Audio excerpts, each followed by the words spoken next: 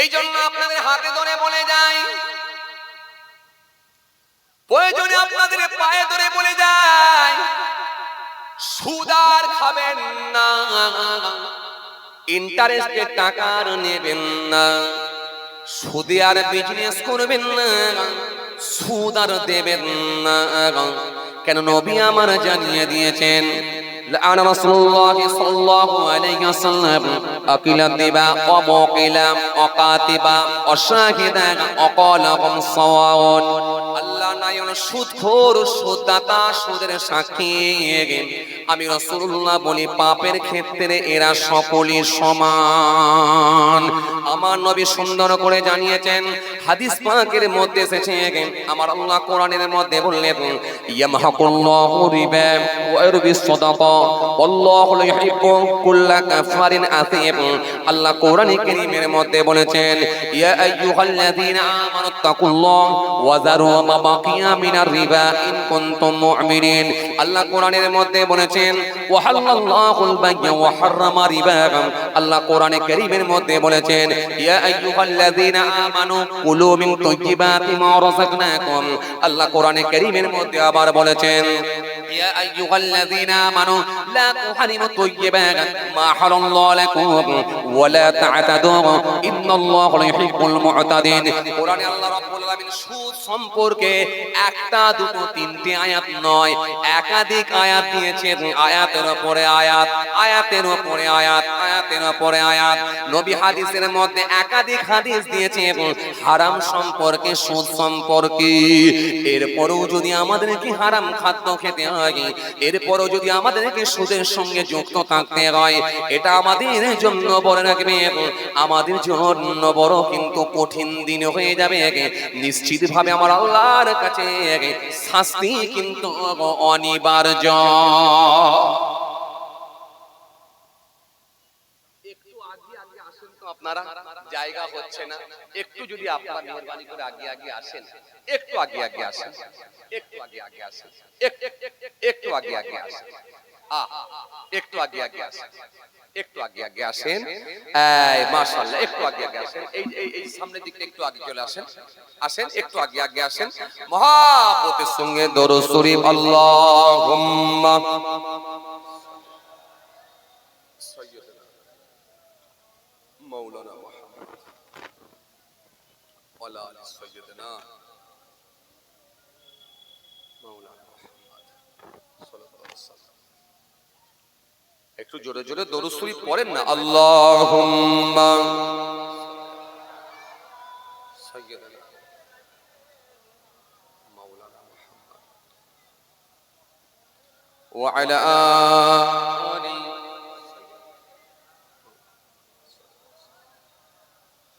মহব্বতের সঙ্গে দরুদ শরীফ, আল্লাহুম্মা সাল্লি আলা সাইয়্যিদিনা মাওলানা মুহাম্মদ ওয়া আলা আলি মাওলানা মুহাম্মদ। ভাইরা আমার, বন্ধুরা আমার, সাথী মহব্বতের ভাইরা, কি বুঝাচ্ছিলাম? হারাম। এই হারাম খাদ্য থেকে বেরিয়ে আসেন, বেরিয়ে আসেন।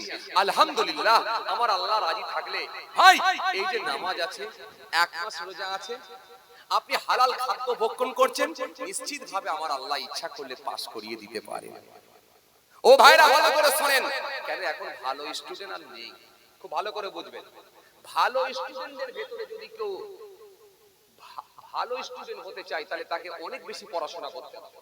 মনে করুন 10টাই ভালো স্টুডেন্ট, মনে করুন 10টাই ভালো স্টুডেন্ট, খুব ভালো করে বুঝবেন, 10টাই ভালো স্টুডেন্ট। আর এই 10টা ভালো স্টুডেন্টের ভেতরে যদি কেউ বলে আমি এদের থেকে আগিয়ে থাকবো, তাহলে তাকে অনেক পড়তে হবে, তবে ভালো রেজাল্ট করতে পারবে। আর সবকটাই যদি খারাপ স্টুডেন্ট হয়, এই খারাপ স্টুডেন্টের ভেতরে যদি কেউ একটু ভালো করে পড়াশোনা করে, তাহলে কিন্তু সে আগিয়ে যাবে। কথা ঠিক কিনা বলবো?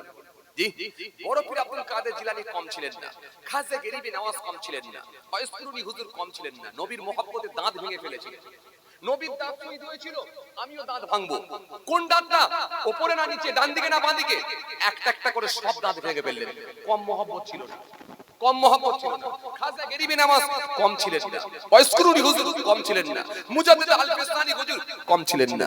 জি হাসান বাসরি রাহমাতুল্লাহ আলাইহি জি পানির উপরে দাঁড়িয়ে দাঁড়িয়ে নামাজ পড়ছেন। মা রাবিয়া বাসরি তিনি বললেন, ওস্তাদ পানির উপরে আমি পারি না। নামাজে মুসাল্লাখানা নিয়ে খোলা আকাশের নিচে জমিনের উপরে হাওয়াতে এরকম করে উড়িয়ে দিলেন। খোলা আকাশের নিচে জমিনের উপরে হাওয়াতে নামাজের মুসাল্লা ভেসে উঠলো। মা রাবিয়া বাসরি হাওয়াতে দাঁড়িয়ে দাঁড়িয়ে নামাজ পড়লেন। তাহলে কেউ কিন্তু কম ছিল না, সবাই কিন্তু আগিয়ে যাওয়ার টার্গেটই ছিলেন, সবাই কিন্তু লক্ষ্য ছিল আগিয়ে যাব। আর এখন কিন্তু সব ম্যাক্সিমাম লোক ভেজাল।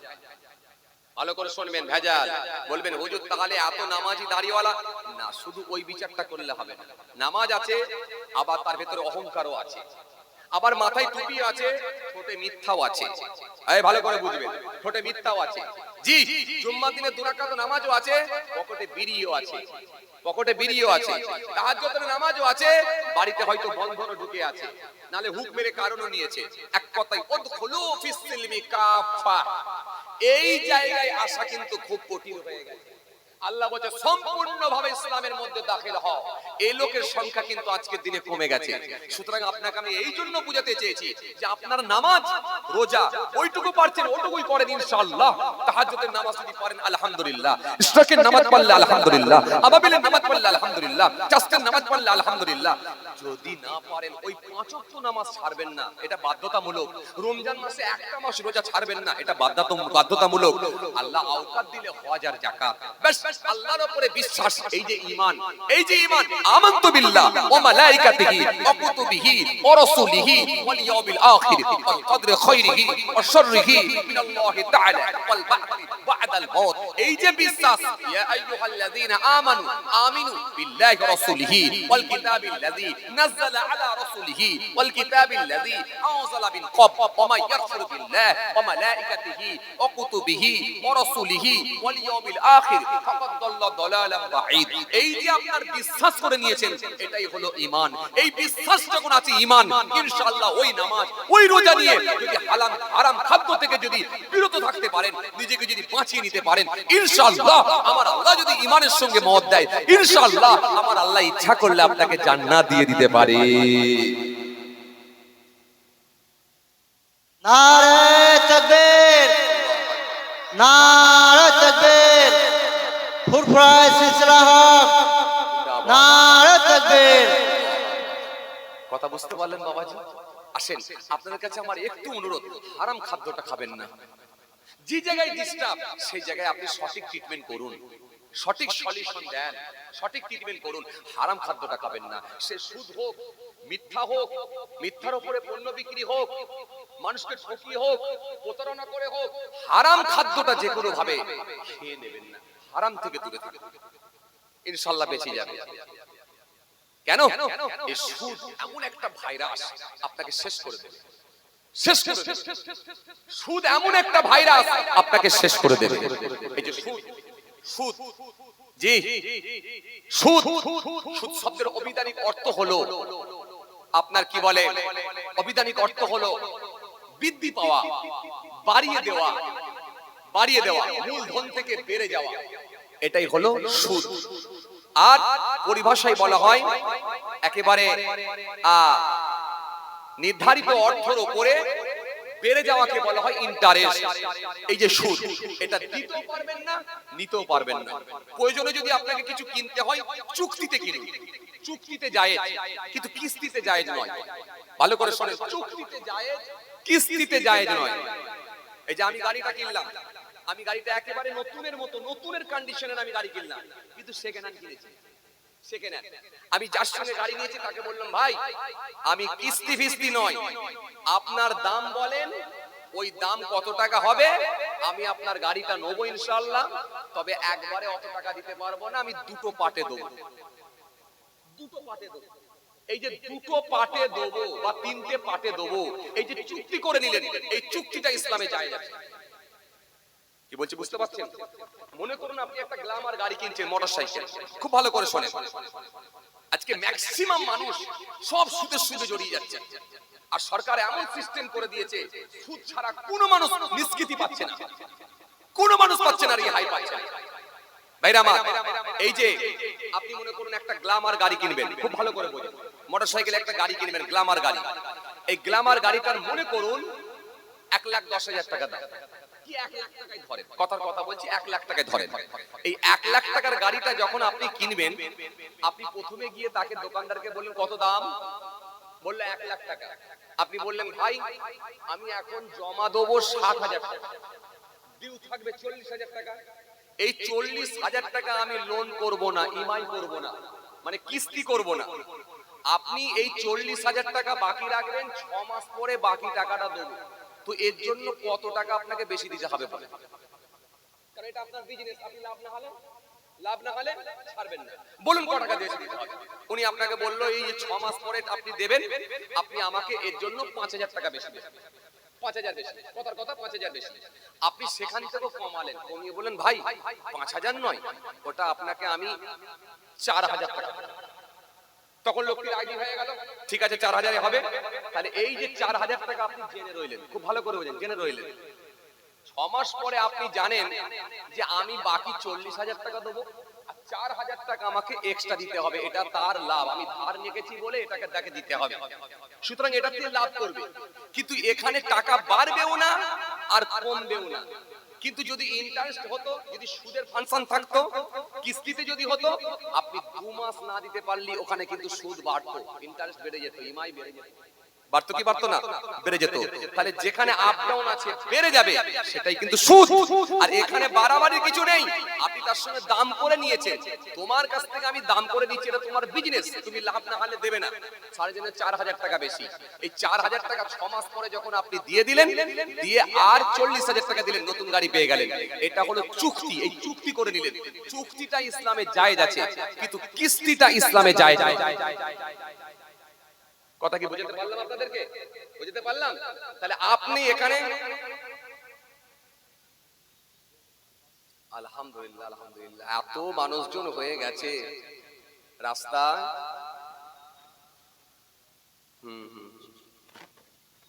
হ্যাঁ, কথা পাইছে, ঠিক আছে, তাহলে দোয়া করে দিই।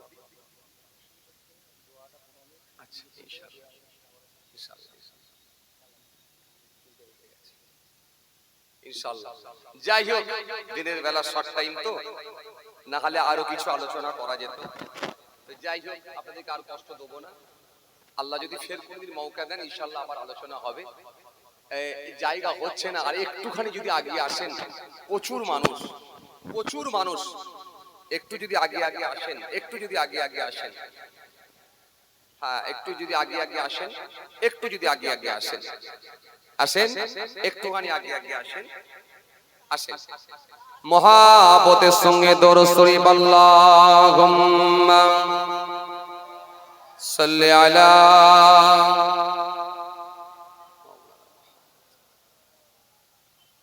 ওয়া আলা আলি সাইয়্যিদিনা। ভাইরা আমার, আমি আপনাদের কি বলতে চাইছিলাম, বিজনেস করলেও কিন্তু আপনাকে জানতে হবে, বিজনেস করারও কিন্তু পদ্ধতি আছে। কতগুলো বিজনেস ইসলামে জায়েজ নয়, তার মধ্যে একটা হলো, যেটা আপনাকে বোঝাতে চাইছিলাম, এই সুদের সিস্টেম, এই যে সিস্টেম, এটা কিন্তু আল্লাহ রাব্বুল আলামিন হারাম করে দিয়েছেন। কোরআন শরীফের মধ্যে একাধিক আয়াত দিয়েছেন আল্লাহ। আমি আগেও গোটা কতক আয়াত বলেছি, ওই আয়াতগুলো যদিও আমি মানা করার সময় পাইনি। আল্লাহ রাব্বুল আলামিন বলেছেন, ইয়া আইয়ুহাল্লাযীনা আমানু তাকুল্লাহ ওয়া যারু মা বাকিয়া মিনার রিবা ইন কুনতুম মুমিনিন। আল্লাহ কোরআনের মধ্যে বলেছেন, ওয়া হাল্লাল্লাহুল বাইয়া ওয়া হারামা রিবা।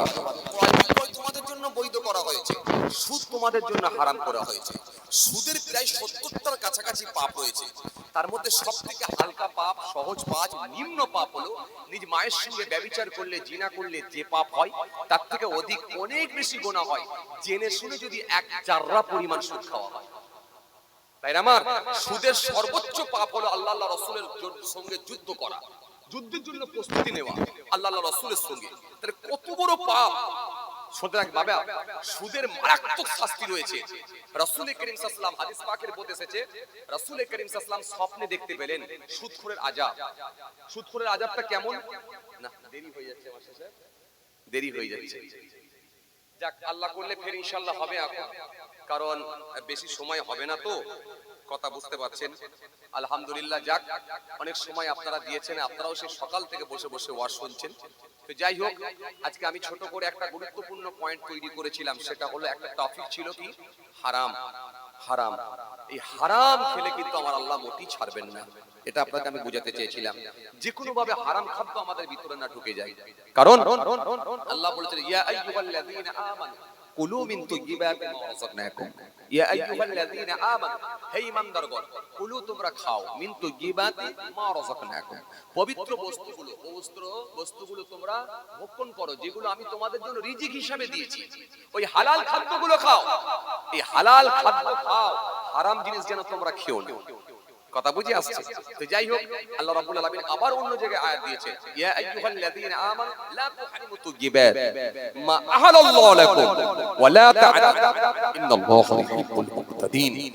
আল্লাহ স্পষ্ট ঘোষণা দিয়েছেন, ইয়া আইয়ুহাল্লাযীনা আমানু, হে ঈমানদারগণ, লা তুহারিমু, তোমরা হারাম মনে করো না তাইয়্যিবাত, পবিত্র বস্তুগুলোকে, আহালাল্লাহু লাকুম, যেগুলো আমি আল্লাহ তোমাদের জন্য হালাল করে দিয়েছি, ওয়া লা তা'তাদু, সীমা লঙ্ঘন করো না, ইন্নাল্লাহা ইউহিব্বুল মুকতাদিন, নিশ্চয় আমি আল্লাহ সীমা লঙ্ঘনকারীদেরকে পছন্দ করি না।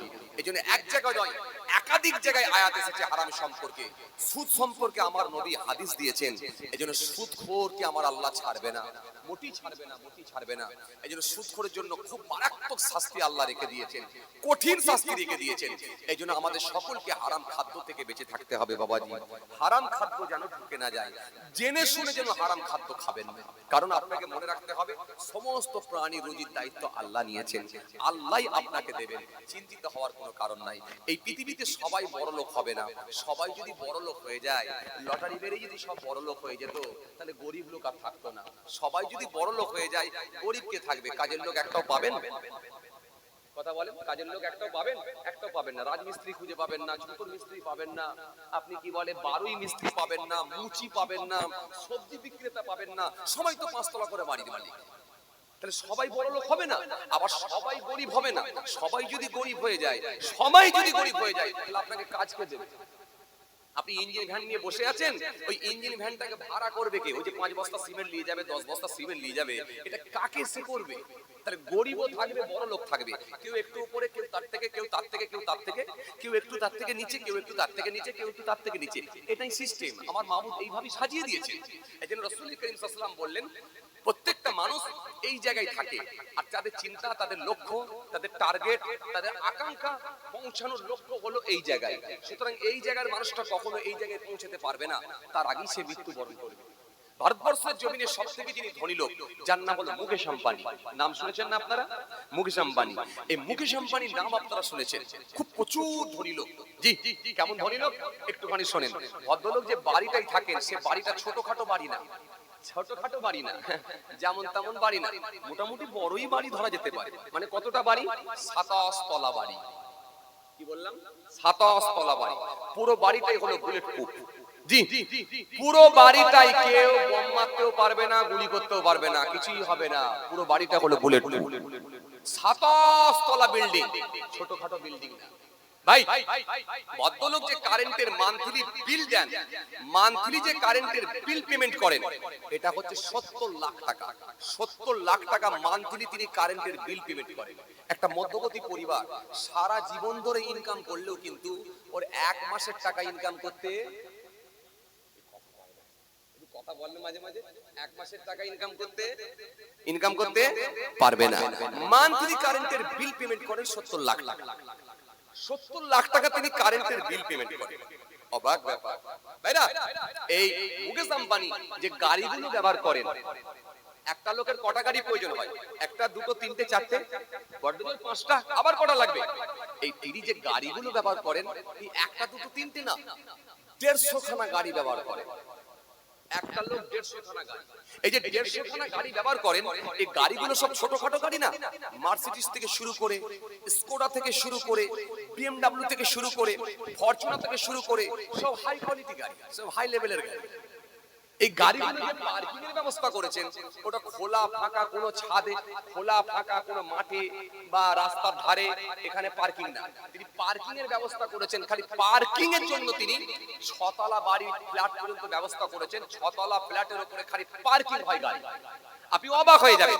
উনি ওনার স্ত্রী, ওনার আহলিয়া, যার নাম হলো নীতা আম্বানি। নাম শুনেন না আপনারা? কথা বলে না। নীতা আম্বানি নাম শুনেন না? শুনেছেন। হ্যাঁ, নীতা আম্বানি ওনার স্ত্রীর জন্য, ওনার আহলিয়ার জন্য, ওনার বিবির জন্য শখ করে একটা টয়লেট বানিয়ে দিয়েছেন। টয়লেট ওনার স্ত্রী, ওনার ওয়াইফ, ওনার বিবি, ওনার আহলিয়া, ওনার মিসেস যাই বলেন না কেন, একটা শখ করে টয়লেট বানিয়েছেন কুমোড। যে কুমোডটা হলো পুরোটাই সোনার। কি বললাম? পুরোটাই হলো সোনার কুমোড। বোঝেন তো? অসুস্থ লোকেরা উঁচু জায়গায় বসে, বুঝতে পারছেন না? তার মানে এই যেমন তেমন লোক যদি ওই বাথরুমে ঢোকার একবার সুযোগ পায়, সে পায়খানা করা বন্ধ করে দিয়ে কুমোড ভাঙার চেষ্টা করবে, যদি একটুখানি মাল বের করে নিয়ে যেতে পারি। কথা বলছেন না কেন? যদি জানতে পেরে যায় যে সোনার, ও ভেতরে গিয়ে ভাঙাভাঙি শুরু করে দেবে। কথা ঠিক কি না?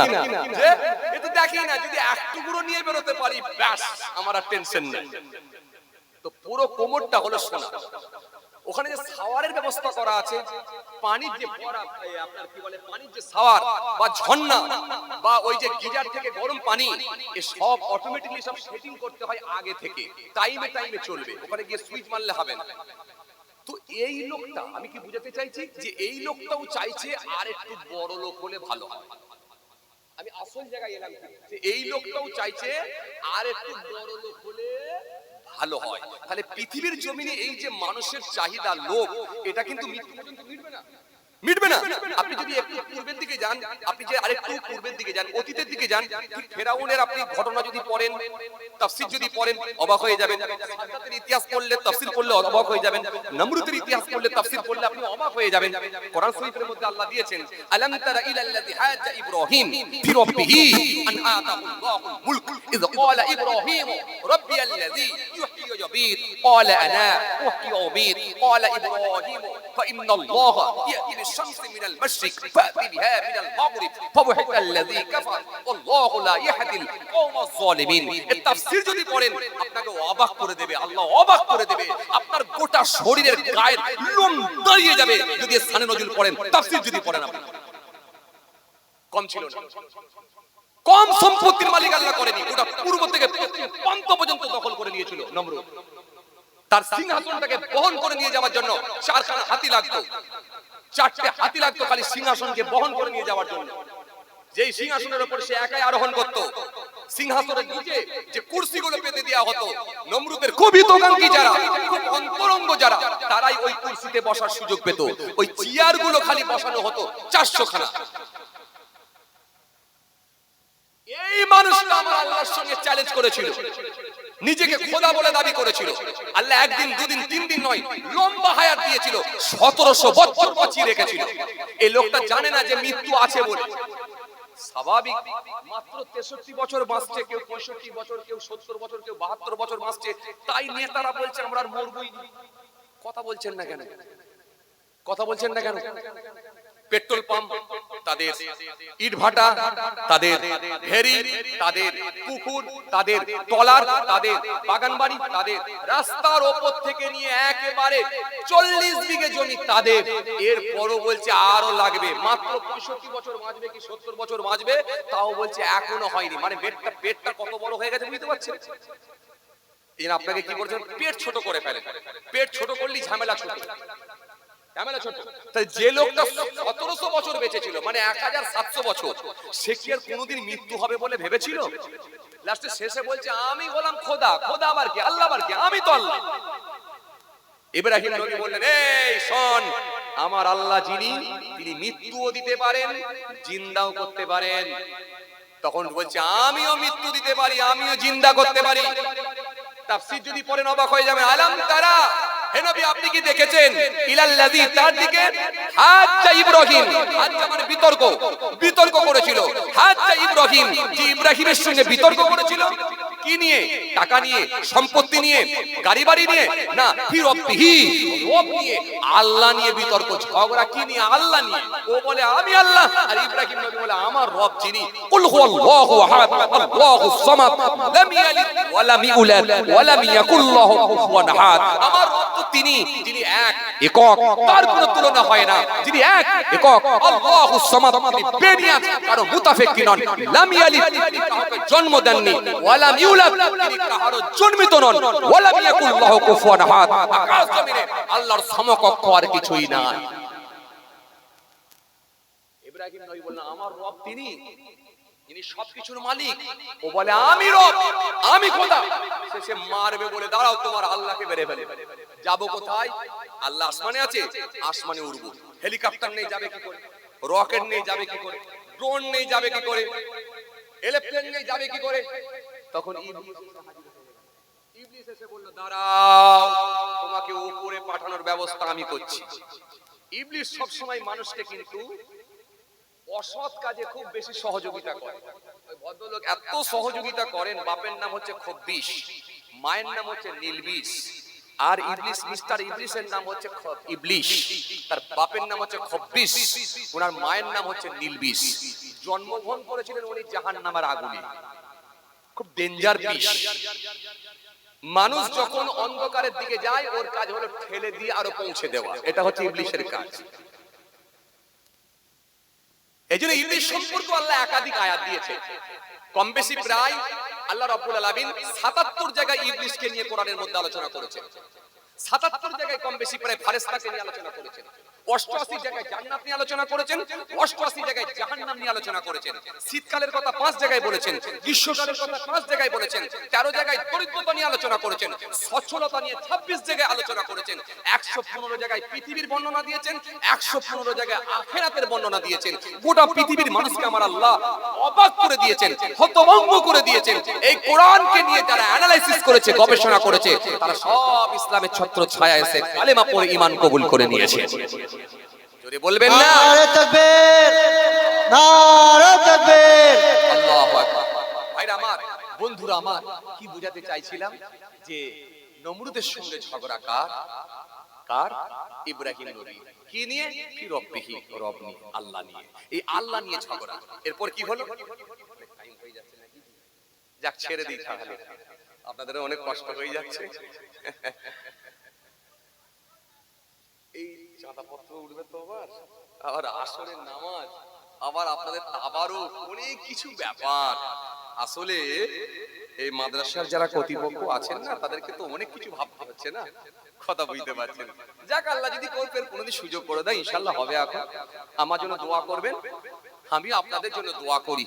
আপনাকে আমি কি বুঝাতে চেয়েছিলাম, যে রুজির মালিক আল্লাহ, এটা মনে করে চলুন, দেখবেন অভাব হবে না, অভাব হবে না। যখন মনে হবে যে আমার একটু সমস্যা হচ্ছে, তখন একটু নামাজের পার্টিতে আল্লাহকে বলবেন, চুপি চুপি বলে দেবেন। কেউ জানবে না, আপনি জানবেন আর আমার আল্লাহ জানবেন। আপনার বিবি পর্যন্ত জানবে না। আপনার বিবিকেও বলার প্রয়োজন নাই, আপনার স্ত্রীকেও বলার প্রয়োজন নাই। জানবে একজনই, সেটি হলেন আমার আল্লাহ। আর মন থেকে বলেন, এমন ভাবে বলেন যাতে করে আমার আল্লাহ আপনার উপর খুশি হয়ে যায়। যেমন বাচ্চা যেমন না কাঁদলে মা দুধ দিতে চায় না, এমন ভাবে কাঁদে, মায়ের ময়া হয়ে যায়, সবকিছু কাজ কাম ছেড়ে দিয়ে ছুটে আসে বাচ্চার কাছে। বাচ্চা আয় বেটা আয়, আমার আল্লাহর দয়া এত বেশি, যখন বান্দা বলার মতো বলবে, কাঁদার মতো কাঁদবে, আমার আল্লাহ সহ্য করতে পারে না। আয় আমার বান্দা চলে আয়, তুই অনেক গুনাহ করেছিস, কিন্তু আমি আল্লাহর কাছে যখন ফিরে এসেছিস, আমি আল্লাহ সহ্য করতে পারছি না, চলে আয়, চলে আয়। দুনিয়ার মানুষের কাছে যখন মানুষ হাত পাতে, দুনিয়ার মানুষ তখন বিরক্তি প্রকাশ করে, বিরক্ত হয়। দরজার কাছে এসে একটা ভিখারি হাত তুলেছে, বলে এখন যাও দিগিরি। দোকান খুলতে গেছে, একটা হাত পেতেছে কেউ, যাও দিগিরি, এই দোকান সবে মাত্র খুলেছি, এখনই পয়সা পয়সা করছে, যাও দিগিরি। দুনিয়ার মানুষের কাছে হাত তুললে, হাত পাতলে বিরক্ত হয়। নেতা হোক, এমএলএ হোক, চেয়ারম্যান হোক, বিডিও হোক, এসডিও হোক, দোকানদার হোক, যেই হোক, হাত পাতলে বিরক্তি প্রকাশ করে। আর আমার আল্লাহর কাছে হাত না তুললে আমার আল্লাহর আগুন নিতে হয়। যখন বান্দা একবার হাত তুলে আমার আল্লাহর কাছে বলে, আমার আল্লাহ সহ্য করতে পারে না, চলে আয়, আমার কাছে চলে আয়। গোটা কোরআনে কারীমের মধ্যে আমার আল্লাহ 117 জায়গায় শাস্তির কথা উল্লেখিত করেছেন। গোটা কোরআনে কারীমের ভেতরে আমার আল্লাহ 234 জায়গায় ক্ষমার বর্ণনা দিয়েছেন। তার মানে শাস্তি আল্লাহ যা রেখেছেন, ক্ষমা কিন্তু তার বান্দা বান্দীদের জন্য ডবল করে দিয়েছে। সব সময় আল্লাহ ক্ষমা বেশি রেখেছেন। ও বান্দা আমার কাছে চলে আয়, তওবা কর। ওয়ালাইসাতিত তাওবাতু লিল্লাযিনা ইয়ামালুনা সাইয়্যাত হাত্তা ইযা হাদারা আহাদাহুমুল মাউত ক্বালা ইন্নী তুবতু আনাবাম ওয়া আলাল্লাযিনা ইয়ামুতুনা হুম কুফফার উলাইকা আ'তাদনা লাহুম আযাবান আলীমা। এইজন্য আমার আল্লাহ তার বান্দাকে বড় ভালোবাসেন। যখন বান্দা আল্লাহর কাছে ফিরে চলে আসবে, ইন্নাল্লাহু ইউহিব্বুত তাওয়াবিনা ওয়া ইউহিব্বুল মুতাতাহহিরিন, নিশ্চয় আমার আল্লাহ তওবাকারীদেরকে ভালোবাসেন আর পবিত্রতা অর্জনকারীদেরকে আমার আল্লাহ পছন্দ করেন। এইজন্য বান্দা আমার আল্লাহর কাছে ফিরে এসো, আমার আল্লাহর ওয়াদা আছে আমি তোমাকে ডেকে নেব। এখন আমি যদি ফের বুঝাই যে এই মুকেশ আম্বানির সঙ্গে আবার যদি বুঝাই যে অতীতে ফেরাউনের কি রকম বাদশাহী ছিল, নমরুদের কি ছিল, সাদ্দাত যে চ্যালেঞ্জ গ্রহণ করেছিল আল্লাহর জান্নাতে যাবে না, আল্লাহ তাকেও কিন্তু ফিনিশ করেছিল, কেমন ভাবে মেরেছে, যদি আপনি এগুলো তাফসীর গুলো পড়েন আপনি অবাক হয়ে যাবেন।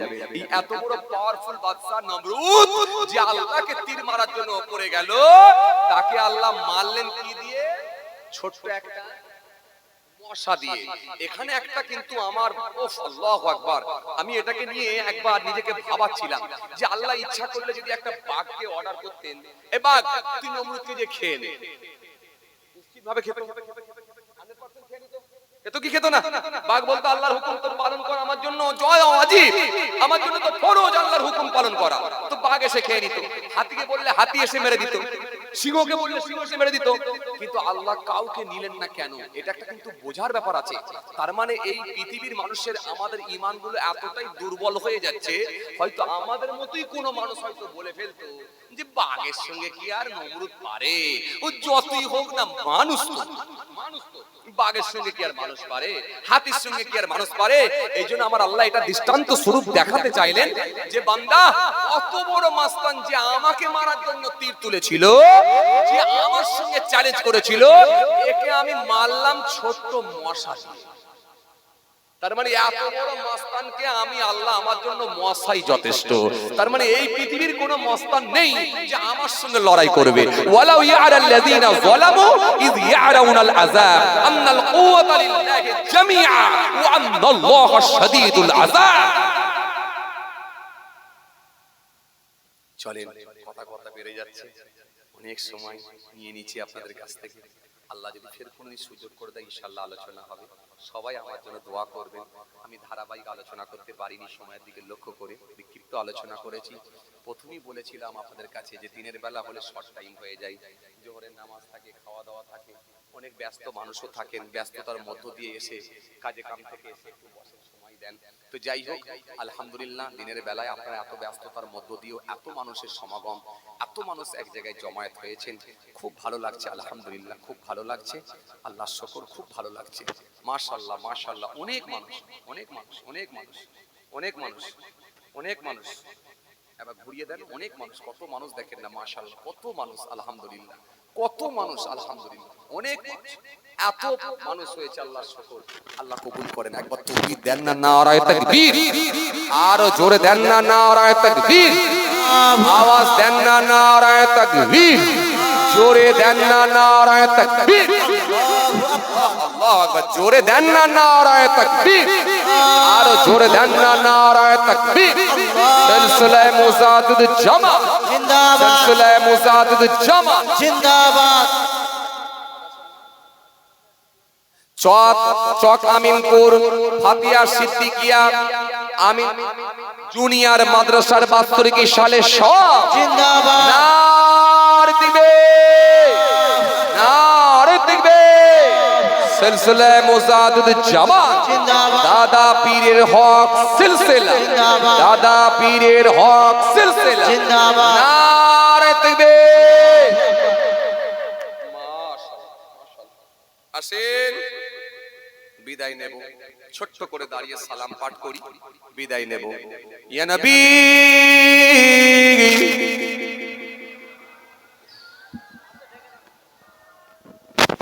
একটু আগে আগে চলে আসেন, আগে আগে চলে আসেন।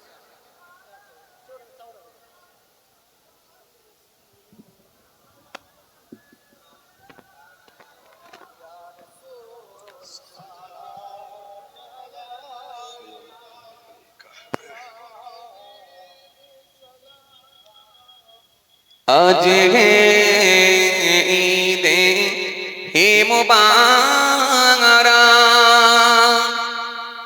আজ হে রোজে হে মুসররত, আজ হে ওয়াক্তে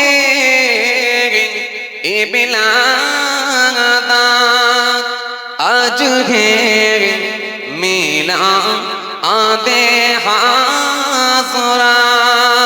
ইয়া নবী সালাম, ইয়া রাসূল, ইয়া হাবিব,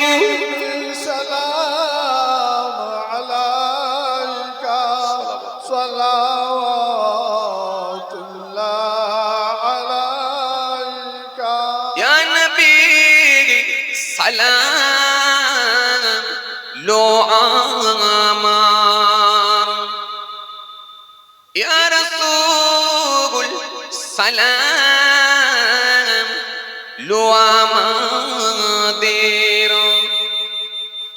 ইয়া হাবিব সালাম লো বাংলার, মোরা যে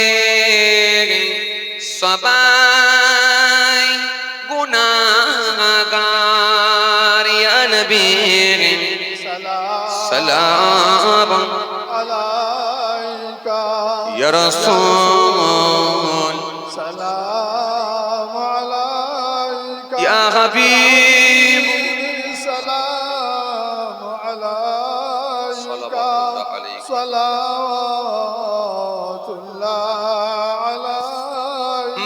मुझसे मदीने